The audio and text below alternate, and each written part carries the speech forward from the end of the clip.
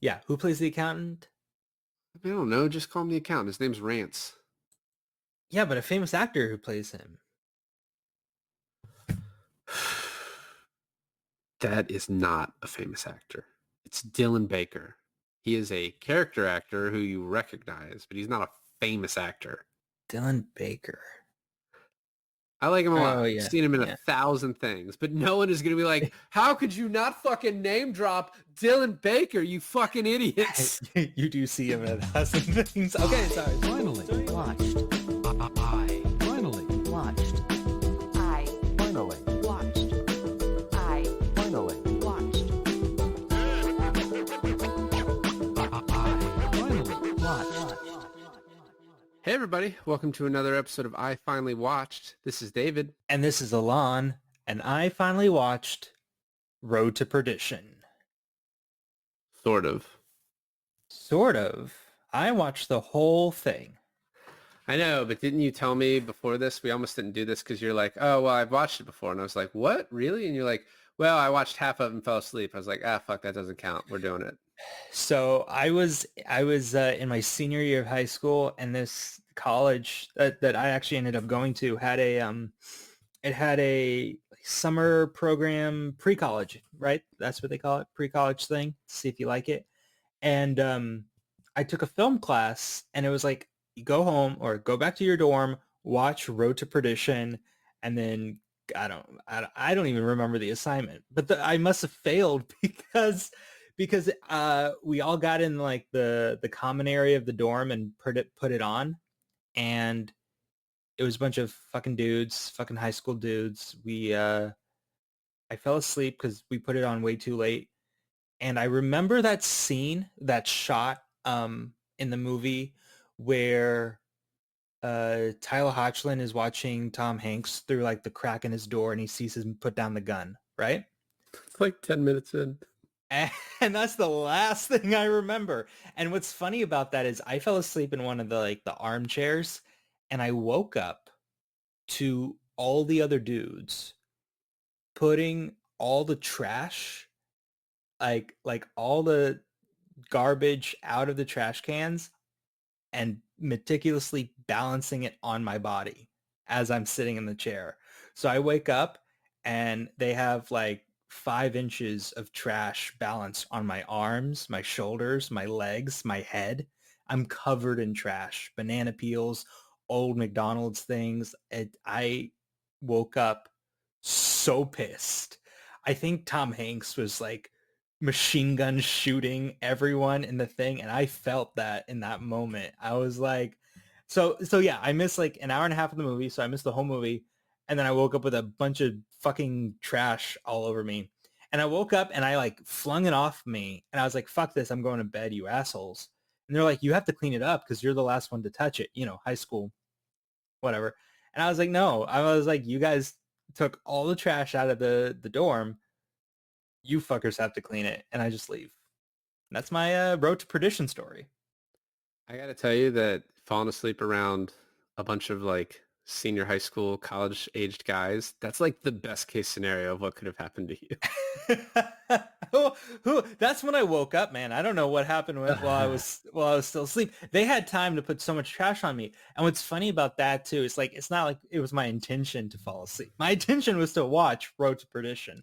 I just remember, I don't know, I was so bored, and it starts out pretty slow, so I was just so fucking tired. But yeah, and then you asked me, hey, let's do Road to Perdition, and that that was the experience that I was like, I already seen it, man. I don't need it. Well, now I feel even more comfortable about doing this if you watched 10 minutes of it. So I think we're fine here.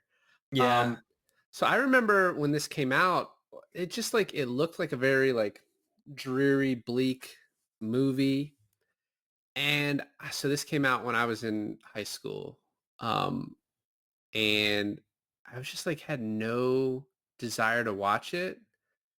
And then I don't remember why I did. It might have been because I had watched like another Sam Mendes movie and was like, oh, he directed this. I guess I'll finally give it a try. And then I did, and I was like, what the fuck was wrong with me? Like, why did I wait so long? And I think the things I like about it, like a lot of it is like the cinematography was so cool. Like it's beautifully shot. And then the other thing is the music. The score of it is pretty amazing. And when watching it this time, I was like, I know why I like this movie and why I like this score. I was like, this sounds like Shawshank Redemption. Yeah. And then the person who scored it was Thomas Newman, who is the cousin of Randy Newman, who does the Toy Who's Story scores. right. Um, I think that's a little derivative, or just reductive is the word I was looking for to say that he's the Toy Story guy. But anyway, Thomas Newman, who was nominated for this score, was also nominated for the Shawshank Redemption score. And Road to Perdition and Toy Story both have Tom Hanks in it. That's true. Yeah. Yeah. He's been nominated 15 times for score, and I don't think he's won. Most recently 1917, I believe. So Another Sean Mendes. Another Sam Mendes film. Shawn Mendes. Sean Mendes. That guy's so multi-talented. It's just amazing. So good. Watching it this time, though, I do think it's still amazing. It is slow in the beginning. It's kind of all setting up the last hour of the movie once you really get like Jude Law in there and like the central conflict. But I also noticed there's just some like early 2000s, late 90s flourishes to this, like the voiceover of the little kid, soon to be Superman. But the other issue is the narration at the beginning has this like it like states the central conflict of like, is his dad, Michael Sullivan, a good guy? And then it ends with the narration and it's like, people ask me, is he a good guy? And my response is, he's my dad. And it's just like that type, like that wasn't necessary. Like none of that part was needed. The beginning or the end narration like wasn't needed in the movie at all. And I think it's still like, it's a little bit better. Well, okay, so you're saying that part kind of dated the movie, right? I don't know. I liked it. I liked how it wrapped up that he's my dad in the ending, because this is just a father-son versus father-son story in the end, right? It's just that. And the thing about that is that, I saw on Twitter, someone was like, oh, isn't it funny that Tom Hanks never played a villain in any of his movies? And then the comment sections were all like, Road to Perdition, watch Road to Perdition. And I was like, I guess he's not a good guy in that movie, but he's definitely not the villain of that movie. I guess you would call an anti-hero in this case, right? But Yeah. he is the main central character. He's the character you're rooting for. So when Jude Law fucking shoots him in the back at the end, you're not rooting for, you're not like, yeah, finally, when Daniel Craig's after him, you're not like, yeah, finally. It's you're rooting for him. So I wouldn't call him. So maybe Tom Hanks has never been the bad guy. I think Lady Killers is the answer to that, where he's like not a good person in that. I've never seen Lady Killers. But there's also like what you're just talking about is kind of the Paul Newman quote at the end. There are only murderers in this room. Like there's only murderers in this movie, really. Like there are no good. There's no good people. Except for Michael. Yeah, right. But he's like a kid. Who cares? So he doesn't count.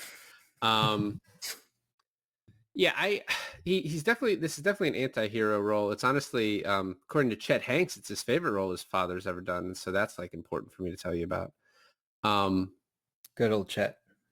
But I think let's just get into it. I think the movie starts out with that score, and it starts out with Michael kind of riding his bike into town.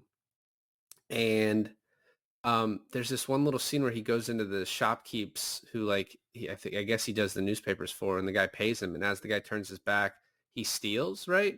And this is kind of the little bit of the like, it's kids being kid. But it's also because like, oh, is he his father's son? Because his father does these bad things.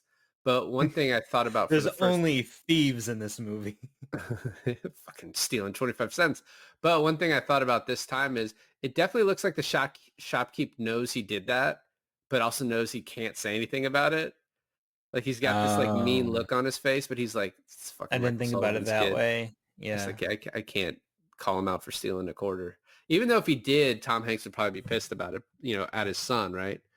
Um, Yeah, and you know then what's interesting about this though, his character is that he has like a morality about him, right? Like he he understands his position, and then when he like later on in the movie when he's like, hey, this is me, like that this but he doesn't really want special treatment, as opposed like opposite of Daniel Craig's character, where he's like, I'm the son of this guy, don't fucking, like, I'm above everyone. He's like a brat, where Tom Hanks is like, he's like, I want you to treat me kind of the same until you can't. Well, the other cool thing about the Tom Hanks character is they don't try and do this thing that a lot of movies might try and do where they're like, I only kill bad people.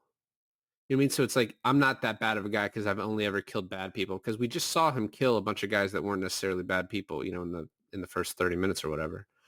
Right. Um, he gives this explanation of like, hey, after the war, we were very poor, and Mr. Rooney, we owe our whole lives to him. And so that's why I do this. But that wasn't an excuse. That was an explanation. But he doesn't really ever try to excuse his behavior. He's just like, I didn't want you to become me. That's like at the end. So it is cool that they're just like, yeah, he's this bad guy. As we see him, he's kind of a pretty decent guy, even though he does these bad things.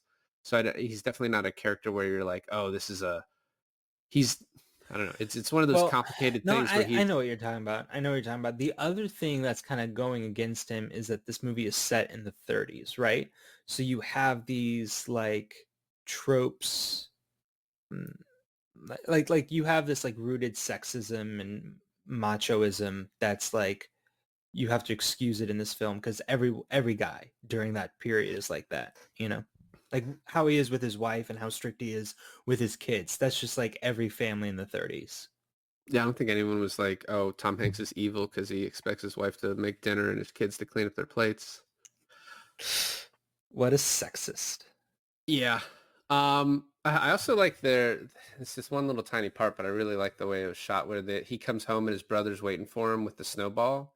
And the way his brother throws the snowball and it hits him and he just like does like he's falling back like, oh, I've been killed, but like lets go, like throws the snowball as he's falling backwards. I thought like always just like stuck with me. It's like a really like cool little part. Um, and then they go to this funeral and we have Paul Newman there, which I think this is like one of his last, Yeah. major acting movie roles. Um, Yep. and Tom Hanks is like, don't bring the dice. And as soon as they get there, Paul Newman's like, did you bring the dice? I was like, love that part. A lot of funerals in this first like 30 minutes of the movie. And it it's kind of like a funeral begets a funeral, right? Like one funeral is the cause of the other one is the cause of the other one. And I think this is a good like way to show the theme of this movie. Like, what there's no peace and revenge. Yeah, I I don't know. Like, even when Tom Hanks, gets Daniel Craig, it's doesn't satisfy him the way he thinks it does. And we'll explain more than that in the end, but what I take it is like Paul Newman is the head of this crime syndicate, right? Irish mob sort of thing. And then the guy, I don't know his name. I know the actor's name, but the guy who gets killed by Daniel Craig, what's his name? Syrian Hines, who plays Tyrion Finn Hines. McGovern. Yeah. I take it that Paul Newman killed his brother or something like that. Yeah, that's what it's Paul Newman or his people. And he's like, my brother Danny never stole from you. And it's basically he has a script and then he starts going off script and Tom Hanks starts walking up there like, that's not what's written for you. The You should shared get out looks of here. between Daniel Craig, Tom Hanks, and like the other mob guys, like to like pull Syrian off the set or off the scene, I thought was good. I thought it's a good way to show that they're all in this together until they're not. Like they're all part of the same team until they're not. And then another thing I feel like is set up really well is that Syrian Hines is like, his whole motivation is that my brother didn't steal from your dad and I didn't steal from your dad. someone's stealing, but it's not me, and you're like a fucking liar if you say it's me or my brother, right? Only, and it sets up the ending really well with like I saw it coming, but I guess you could say it's the reveal that Daniel Craig is the one who was stealing. Well, I think Finn McGovern like telegraphs that. He's like, "Oh, I know it wasn't me," and he like says it was you, Connor, to Daniel Craig, right? So it's like he's saying like Does without he? accusing, he's saying, and that's why Daniel Craig pulls out the gun and shoots him because he's like, "Oh shit, he knows." Okay, yeah. Yeah, but Um, he shot him before he could accuse. Yeah, exactly. yeah, well, I mean, he starts to, right? He hints at it and then he kills him. Um, this is also, I think, maybe the first time I had seen Daniel Craig in anything. I probably watched. I don't know if Layer Cake came before or after this, but I probably watched that after this. He's he's just so creepy in this movie, Oh yeah.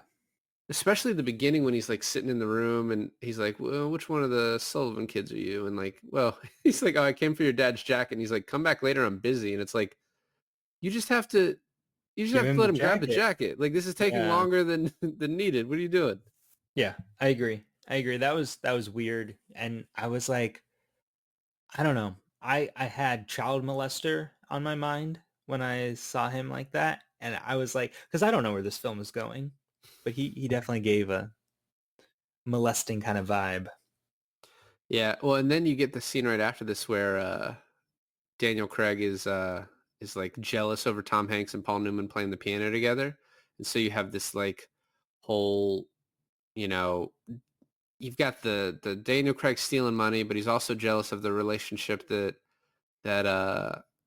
Mr. Rooney and Tom Hanks have together. So it's like all of this setup in the beginning, right? Oh Um, yeah. Oh yeah. and then there's this one really like I didn't even remember it being from this movie, but when Peter's like, "Why are you always smiling?" to Daniel Craig, and he's like, "'Cause it's all so fucking hysterical."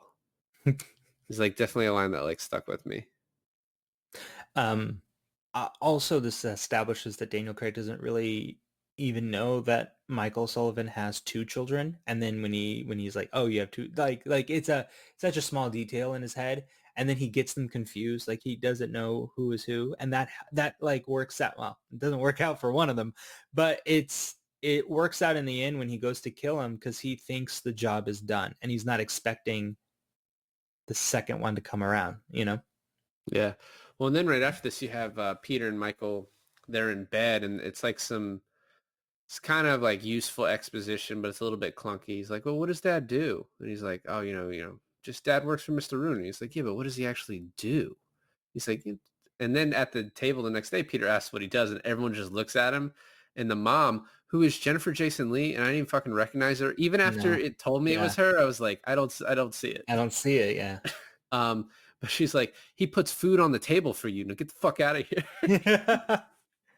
um so yeah, so this leads to Michael even being more curious on what his dad does. So he like um stows away in the car when he goes out to go see Syrian Hines with Daniel Craig. And I love like the reveal, like they're in the front seat and it's just this slow pan to the back of the car and he's like lifting up the compartment under the back seats. Um they could have honestly just showed the back seats and I would have already fucking known that that kid was in there, you know? Yeah, that's probably how it would have been done today. What I think is cool about this part though is all of a sudden you get Tom Hanks getting in his car, going to pick up Daniel Craig, and you're like, this is like a POV change because everything else has been basically situations that Michael Jr. has been in, right? So you're like, the whole point of the view of the movie is his. It's now you're like, oh, we're just going off with Tom Hanks, but then it's because Jr. is there. Yeah, Um, that's right. That's right. And then you have this scene where they go in and you know what's kind of weird is like Paul Newman's like, just go and talk to him. And then Tom Hanks is like, we're just going to talk to him. And the entire time Daniel Craig's like, yeah, we're just talking to him. Until like they decide to like get out of the car and walk into the building. And he's like, we're going to talk to him, right? And Daniel Craig's like, no. Like, Yeah, he keeps like that. I mean, because Hanks knows that this guy's an idiot, so he knows that this situation's kind of screwed up. he's an idiot, but he's also a hothead. Like he's I was gonna say unchained, but that's not Unhinged. unhinged. Thank you. Yeah, he's unhinged, and um then Michael kind of hides in like the cracks in the wall, like the spaces between the wall to view all this. And I love the shot where he views Syrian Hines getting killed by Daniel Craig through his dad's legs. And then you just hear Hanks fucking down for it, even when he doesn't agree, just knows I got to kill these other guys. Cause you know what I mean? Like he's just robotic almost in the way he has to handle it. And then they find Junior. I'm just going to keep calling him Junior because his name's Michael Sullivan and Tom Hanks is Michael Sullivan. So I call Tom Hanks, and then Tyler Hoechlin Michael. So that, but fine, we can call him Junior. Mr. Sullivan. Anyway, Daniel Craig asks, can he keep a secret? And Tom Hanks' only response is like, he's my son, which is kind of like a non-answer because it's like, I don't know. Fuck, I don't talk to him all that often. But it shows you how paranoid Daniel Craig is. And that's another thing too, right? Until he's not, which is weird. Do you find that odd that throughout the whole movie, he's like, we got to kill the boy because he might talk. And we got to kill Syrian Hines because he might talk. And I'm really paranoid about all this, so we got to kill everyone. And then at the end of the movie, he's complaining that he's like locked away in the hotel. He's like, can I leave? Can I walk out of here? I don't want to be a prisoner. So it's like all this paranoia just kind of goes away with his character towards the end of the movie. I found kind of weird. Well, his parent, I mean, he just thinks everything should be taken care of. But he, like I said, he's also kind of an idiot, right? He's selfish and it's like all about what he wants. So it's, he's willing to kill people because that doesn't affect him, but he's not willing to stay up in a 5-star hotel with food brought to him all the time. That's too much for him to handle. So What I really love about his character is that he is a spoiled, whiny brat. And he's like, how old do you think he is at this point? Like 40, 42, 43 years old? in the movie, you're saying how old is he supposed to be? Well, in the movie, he's probably like 38, right? But like, I mean, like Daniel Craig in real life was probably 40 around that time. He was like 34. Oh, he was younger. Huh. Anyways, no, it's like this grown man being like this like little bratty kid. I love it. I love how unlikable he is. And 4 years later, he's fucking James Bond. So, right after this, Paul Newman comes by and he gives Michael the coin that he's like, I owed you. He's like, I'm a man of my word. Yeah.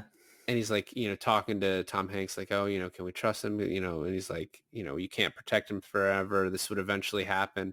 And it's funny because the movie then just cuts to Michael in school fighting another kid, right? Like we've seen him be kind of a perfect, well, I guess he stole earlier. So I don't know. I thought the movie was trying to tell us like how quickly this affected him.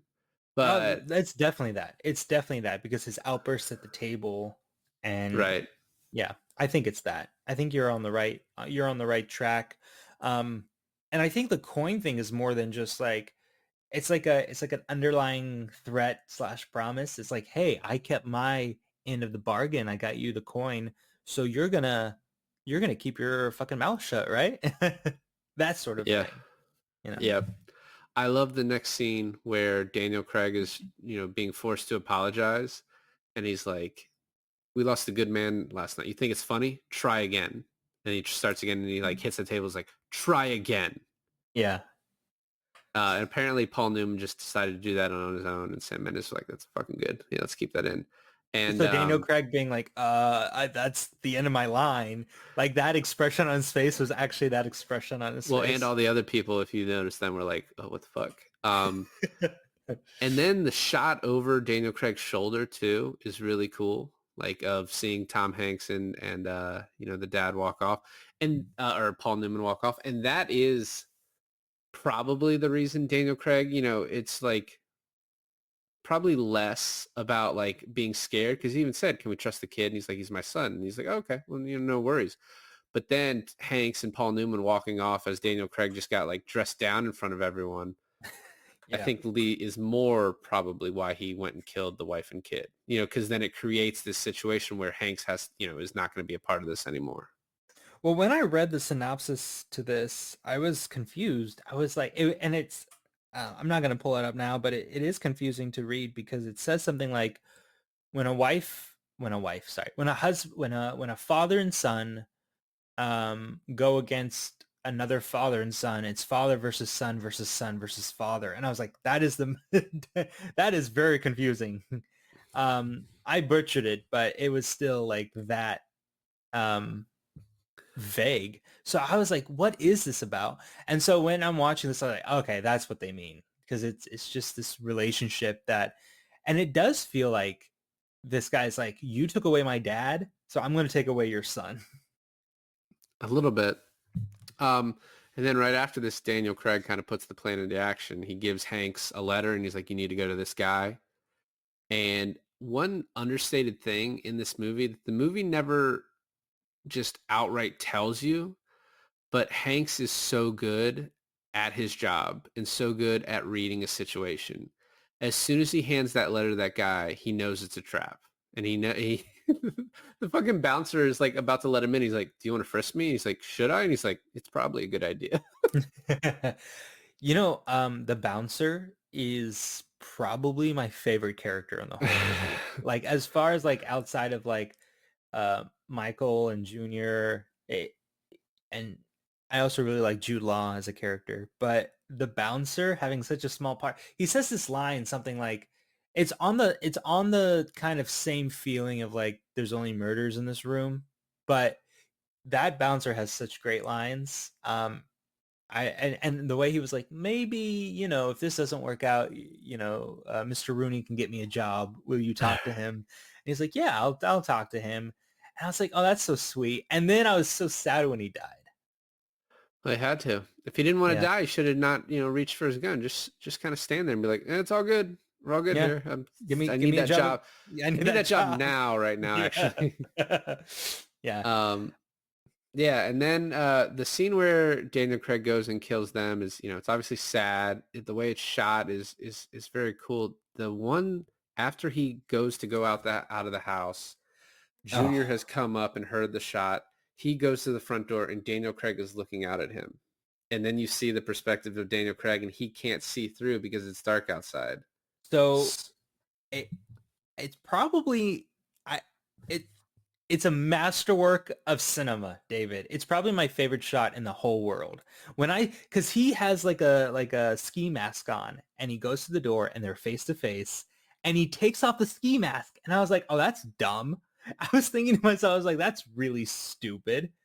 And then it's like the fucking reveal that he looks at the door as a mirror. And I was like, I love this fucking movie. Well, and it's funny too, is then not funny. Haha. But Junior goes up and he finds his mom and brother and has almost no reaction. It's just sort of sitting there in shock. And then Hanks, who you think is the stoic figure, loses it. Yeah. When he sees Peter and his wife and just, it's screams, Yeah, he's really upset. He doesn't know who's going to make him dinner from now on. And then this movie turns into John Wick. Yeah, except a dog, it's his wife and son. Hanks actually acted more calm about his wife and son being killed.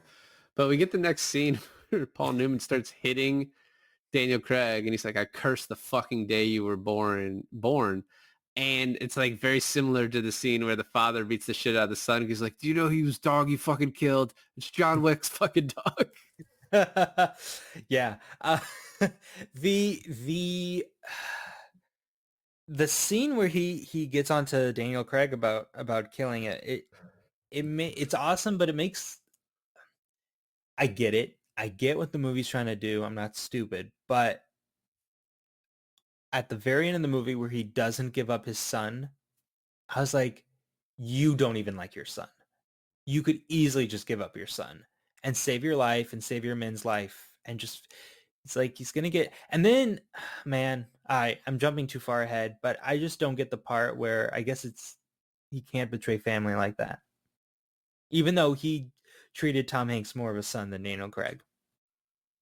Well, he even says, if you leave, I'll have lost one son. I'm mourning the loss of one son. So, um, and then, they're on the run and Hank stops to meet this one guy and he's like, the guy's like, I have a message for you and tells him, and he's like, well, I need to know where Connor is. And he's like, I can't tell you that. And he threatens to shoot him. And he's like, dude, why are you going to shoot me? I'm just the messenger. And he's like, okay, we'll give Mr. Rooney a message, and then fucking kills him. And the message is, I'm going to kill everybody.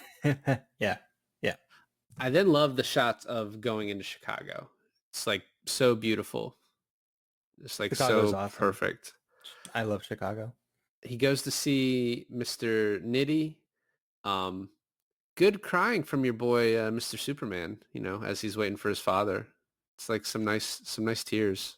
It's funny because I had a chance. I saw him in the credits and I was like, that's not him. Because if you look at him now when he was 12 and when he's like 35, it just doesn't look like him, except the eyebrows are very distinguishable. But the first time I saw Tyler Hoechlin in anything was Everybody Wants Some.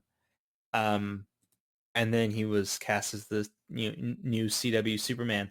But then when I went back and I was like, oh, shoot. Road to Perdition could have easily been the first thing I saw him in, but I fell asleep. Well, you see he was in the first 10 minutes. But yeah, it's definitely the first thing you saw him in because I think this is probably the first thing he did. Yeah. There's like a national search to find the kid and he won out. That's Oh, like gotta really? be Lucky. that's Jesus. that's like fucking life-changing shit, right? You get Well, it's this like as your first. it's like the kid from Terminator 2. Do you know that story? No. Young John Connor. They were looking for the kid. James Cameron was looking for a kid. It could not find the kid. They were having casting problems all along for the kid, for young John Connor. And the casting director, I forget her name, but she goes to like a youth center. She goes to a YMCA sort of type of deal in like a rough part of town. And he's just like leaning on the back of a wall, like chewing bubblegum or something. And she was like, I like your vibe. Come with me if you want to be famous, I guess. And that kid did nothing before. And boom. And I mean, he really did nothing after. But boom, man. Terminator 2. What a mark on your resume. Yeah. Turned out different for the young Anakin kid. He's... Oh, yeah, I don't know what happened to him. Apparently not great things. Let's get back to it. So he goes to see Mr. Nitty and he's like, I want a job, but you have to let me kill Connor. Mr. Nitty's like, neither of those things can happen, And then fucking Mr. Rooney and Connor are in the other room and they're listening. And Nitty's like, you need to kill him and the kid. And what's funny, Rooney says no, but then Nitty calls this guy and I think it's pretty clear, tells him to kill him and the kid. The way that is portrayed as awesome is that he's like, he has a kid with him. And he's like, okay, how old? And he writes down 12. And then he goes, what do you want me to do with him?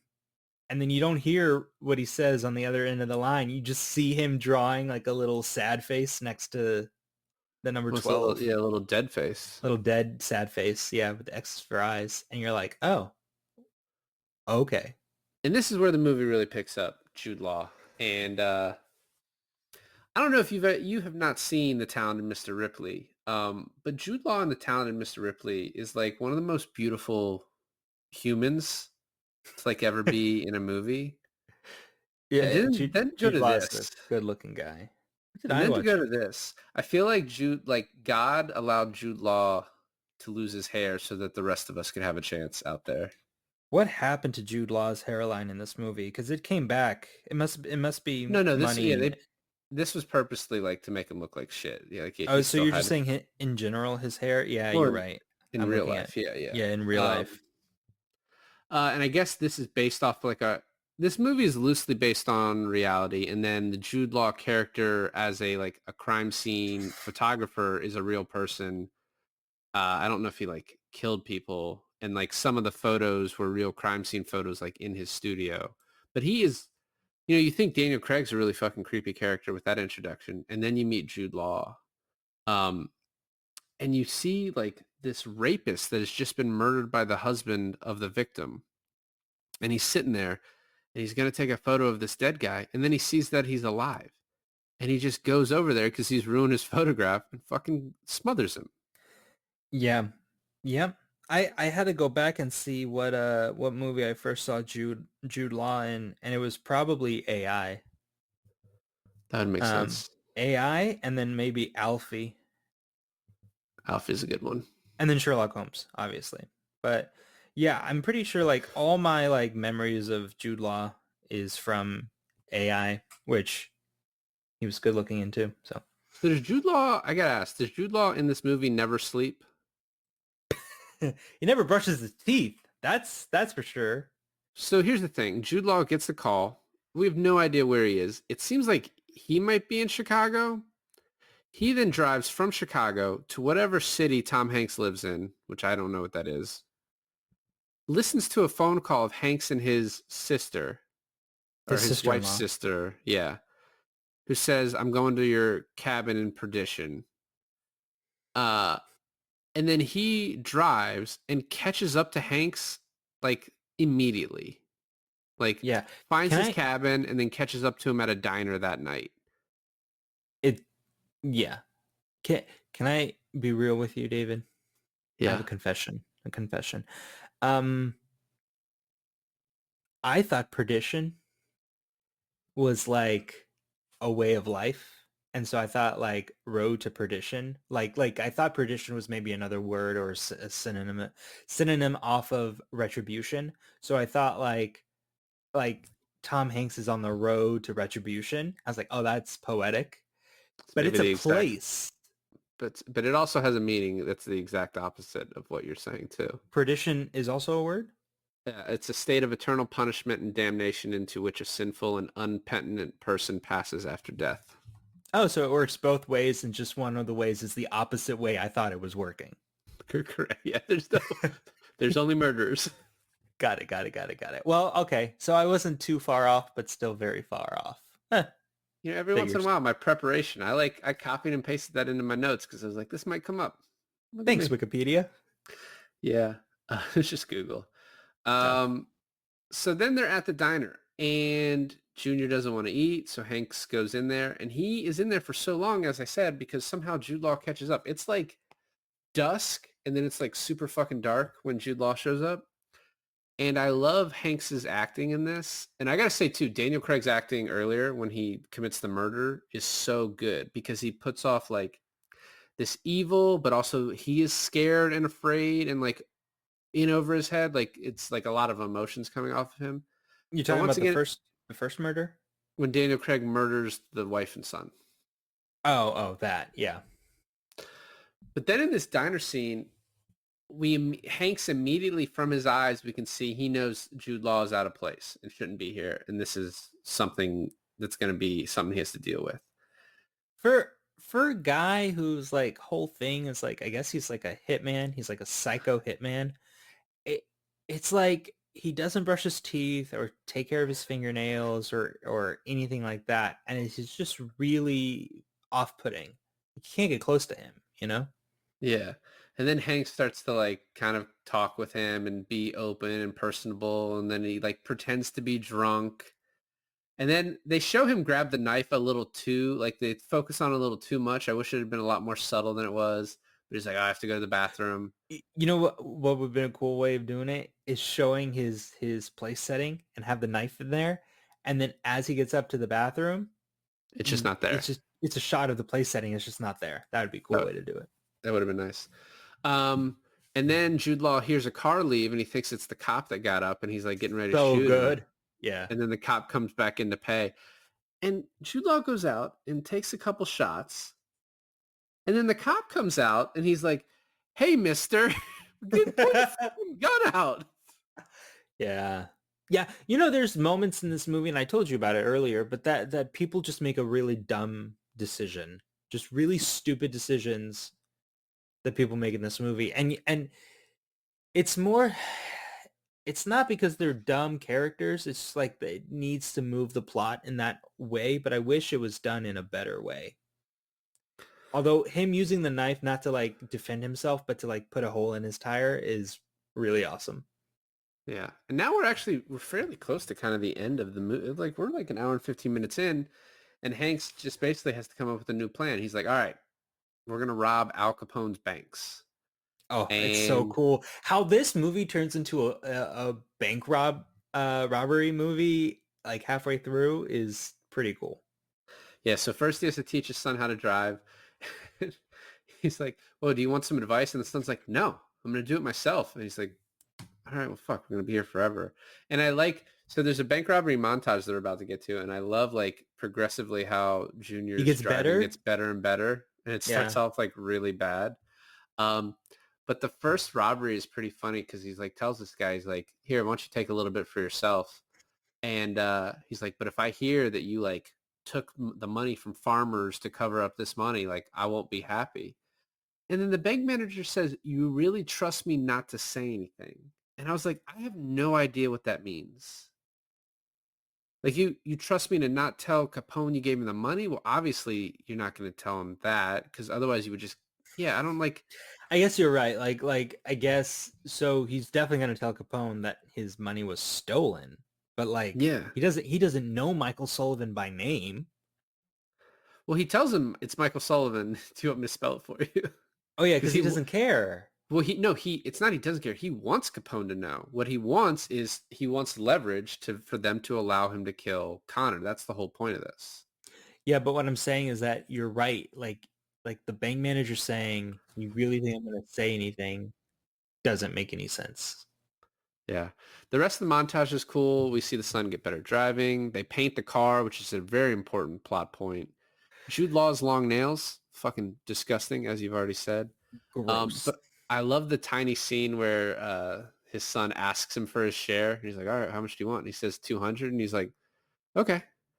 And his son's like, Could I have could I have more? asked for more? He's like, you'll never know. You'll never know.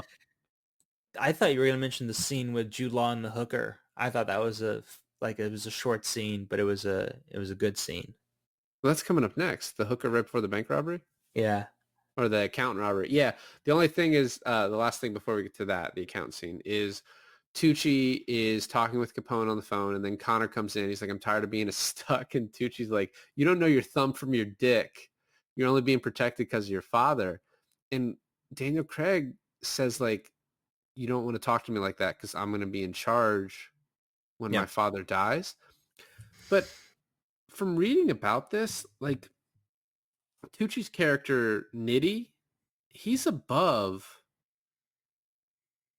Mr. Rooney. Like in real life, it was Mr. Looney. And I think like Nitty takes over for Capone after Capone goes to jail.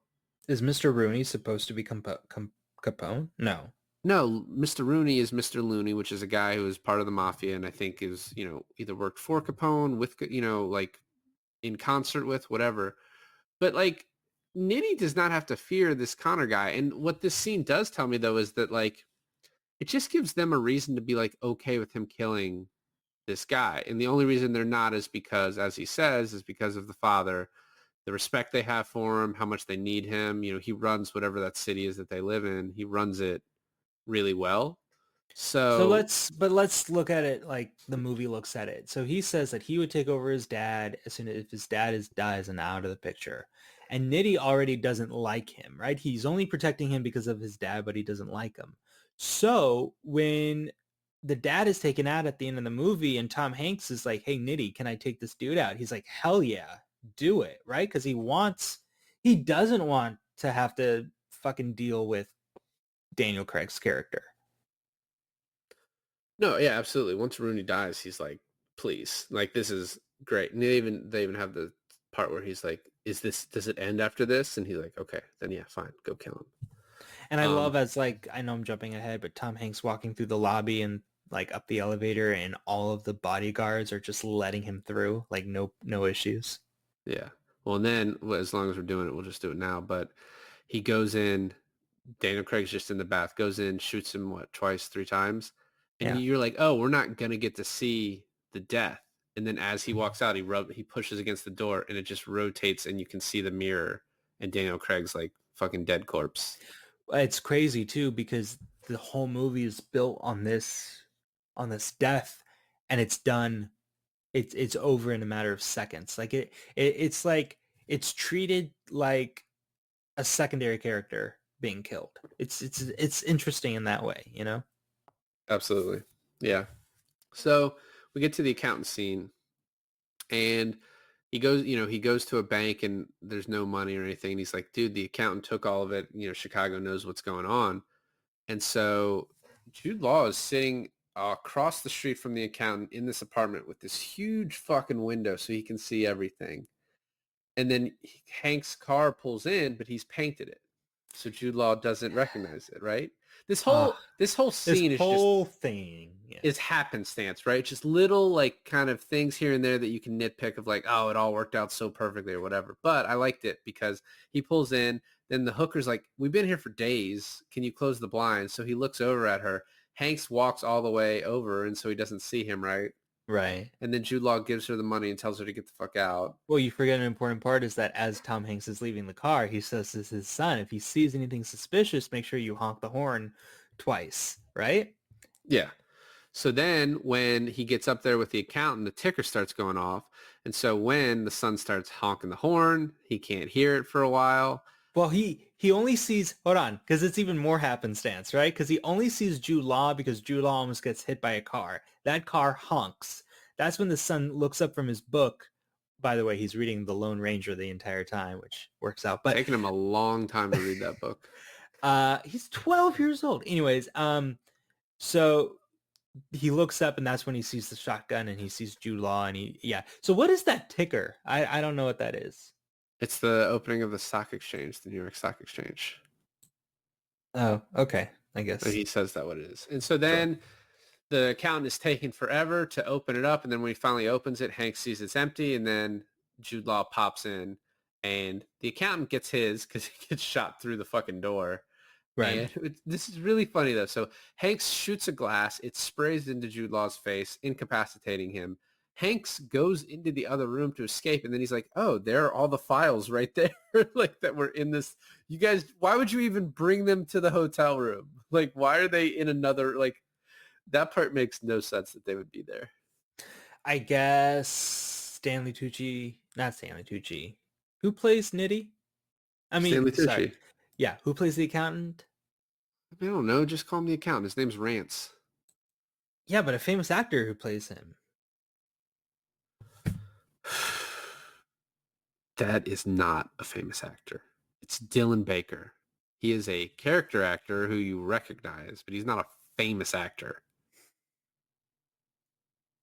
Dylan Baker. I like him a lot. Oh, I've yeah, seen him in yeah. 1,000 things, but no one is going to be like, how could you not fucking name drop Dylan Baker, you fucking idiots? You do see him in 1,000 things. Okay, sorry. So anyways, the accountant is just buying time, right? But he's assuming that Jude Law is like heading over there, but he doesn't know for sure. You know what I mean? Like, yeah. Yeah. And so then Hanks gets winged by Jude Law, which he's like, I'm fine. But then he faints like 5 seconds later. And then the kid just like stops at a farm and is like, I need help. And these farmers are just like, sure, we'll help this obvious bank robbers who've been shot. We'll just help you guys. It's no problem. I love the movie where he's like, we left you something and it's just a big bag of cash. And then the next time you see him, they fixed up their entire farm. Like, this solves all of our problems. Yeah.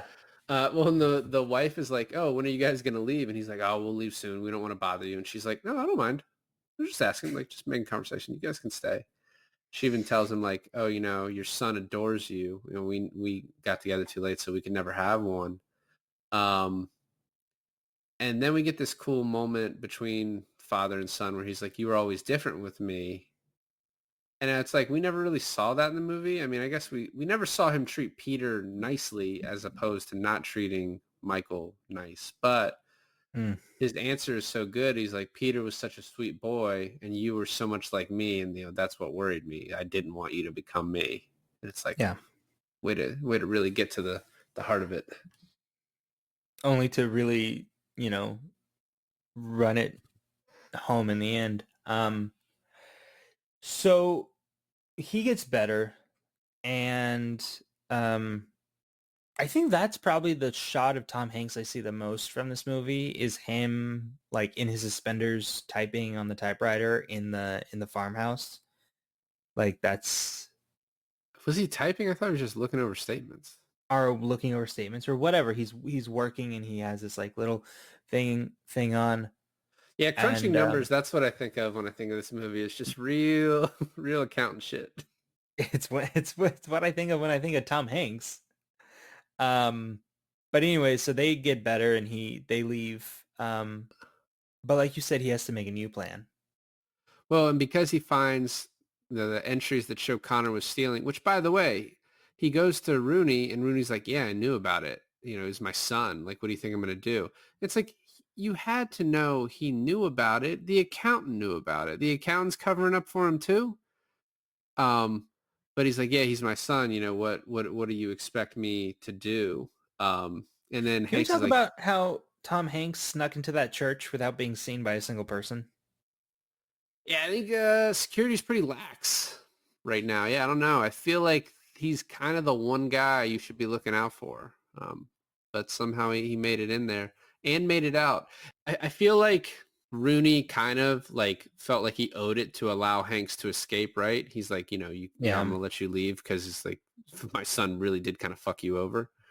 Um, but this is probably the best scene in the movie, like the most memorable is, fucking Paul Newman and Tom Hanks going toe to toe. And he's like, you're asking me to let you kill my son. And he's like, he killed my wife and kid. And the line of like, there are only murders in this room. This is the life we chose. And there's only one guarantee. None of us will see heaven. Just like so fucking good. Um, yeah, and like you were saying, he kind of allows him to like, because he's with guards, right? When they walk down to the church basement, and then, like you said, he lets him leave without a fight. Just has to promise to like let it go from here. But he doesn't. And I think this is probably the most iconic scene in the movie where he shoots all of them from the dark, slow motion as Paul Newman is the last one standing. Yeah, there's no sound but the music. Paul Newman just stands there as all of his guys are getting gunned down, just knowing it's going to happen. And he then turns to him. He's like, I'm glad it's you. And then Tom Hanks with the overkill shoots him like 30 times. Yeah. And I like all of the people looking out of their windows like what's going on out there, and they just fucking like see all these dead bodies and Tom Hanks walking away from it. Yeah. And I think you earlier were like, why would he, he didn't even love his son. Why would he, do this for him? But I do think that he just, if his son was going to die, he didn't want to still be alive when it happened. He didn't want to outlive his son. And I think that's why he was okay with it having this. I mean, he was fairly old in the movie too. So I think he was just at peace with it happening this way. It'd be funny if like at the farmhouse, Michael's like, why'd you like Peter more than me? And if Tom Hanks was like, oh shit, dude, well, if you died and I had to bring Peter onto this like adventure, like I would not go that hard. We already covered Daniel Craig's death, and then we get, everything's peachy keen. They think everything's all well. They drive up to the house in Perdition, which is on a lake. You have to park very far away from that house. And just once again, we've talked about so many well done shots in this movie, but Yeah. Hanks walking through, you not seeing Jude Law there because of the way the camera goes, and then Jude Law just shooting him, and as Hanks falls, you see Jude Law just hiding in the corner. I gotta be real with you. So we're coming to the end of the movie. They're walking up to the house. The dog runs out to them. He's like, "Look, I told you there was a dog." Right? Junior says that, and I thought this was the end of the movie. Right? And I thought to myself in the moment, I thought, "Wow, what a good movie!" Like I'm recapping it in my head, like, "Wow, what a ride! What a good movie!" 10 out of 10. And then I said, maybe like a 9 out of 10 because they kind of just dropped the Jude Law character and nothing really came of that. So that's kind of disappointing. Like I'm saying this in my head, and as he's walking through the house up to the window, and I think to myself, I'm like, oh shit. Like I'm like, oh shit, it's about to go down. And I pause it. I'm like, I'm gonna get jump scared, aren't I? And I pause it right before he gets shot. And I'm like, okay, I'm ready. And I hit play, and then he fucking shoots him. And I was like, okay, never mind. 10 out of 10. Yeah, and then Junior comes in and pulls a gun, but he can't do it. I think it's fairly obvious the whole time Hanks had a gun. Like Jude Law's setting up the camera to take photos of him as he's dying. As he's like, trying to doesn't even wait reach for him. like in his back pocket. Yeah.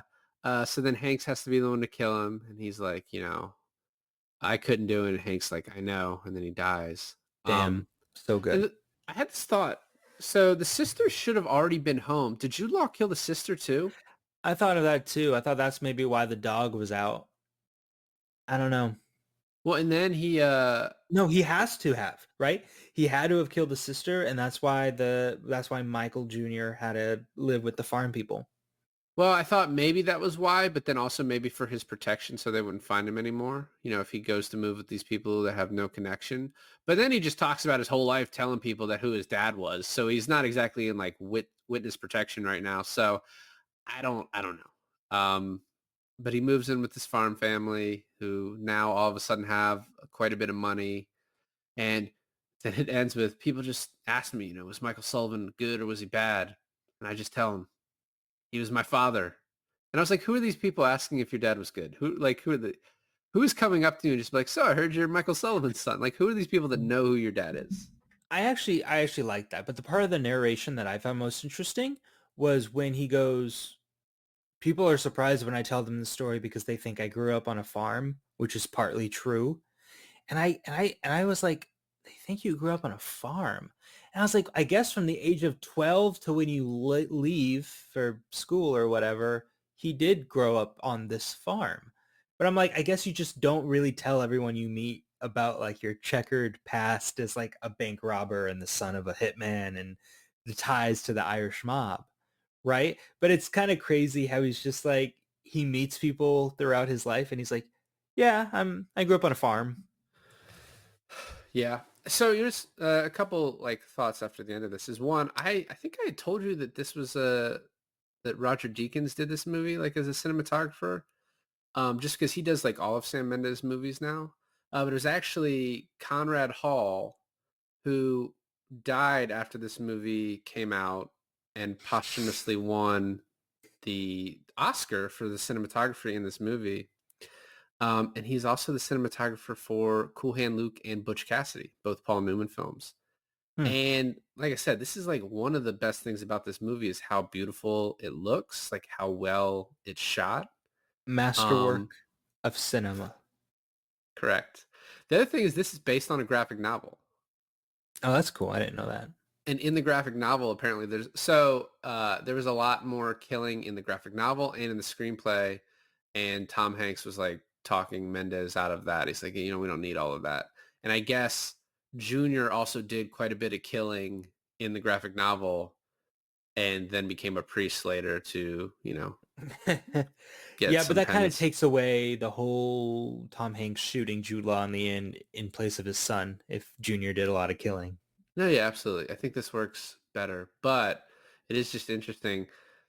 Like one, that this was a graphic novel. It's pretty cool. And then, just the way it's worked out. I don't know. It's masterwork of cinema. Amen. It's actually kind of funny now because we're doing 2 graphic novels in a row.